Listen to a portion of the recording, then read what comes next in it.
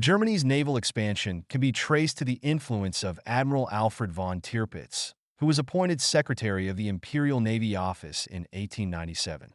Tirpitz convinced Kaiser Wilhelm II that a powerful navy was essential not just for Germany's defense, but to assert its status as a world power.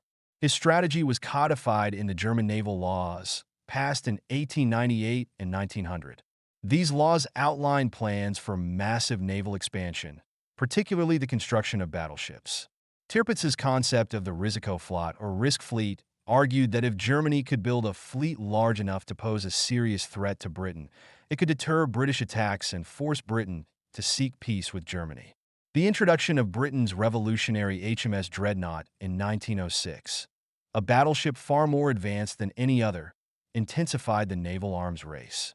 In response, Germany started building its own dreadnought-class ships, prompting Britain to implement the policy of two-power standard, aimed at maintaining a navy at least as strong as the next two largest navies combined. Britain responded by constructing more dreadnoughts, leading to a naval race that alarmed both the British public and political elite.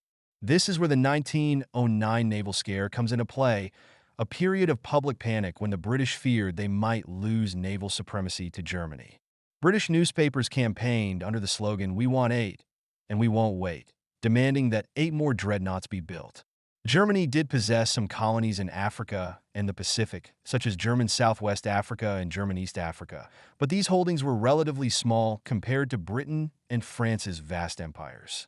Britain and France's colonial possessions in Africa, Asia, and elsewhere justified their need for powerful navies to protect trade routes and colonies. Germany's limited colonial possessions made its naval buildup seem unjustified and suspicious to the British, fueling the belief that Germany was preparing for war in Europe. By 1912, Britain had passed the Naval Defense Act, ensuring that its navy could counter any potential German threat. Winston Churchill, Britain's First Lord of the Admiralty, was heavily involved in overseeing Britain's naval preparations, ensuring that Britain maintained its advantage in the naval race. The Anglo-German naval arms race significantly contributed to the tensions that would later erupt into World War I.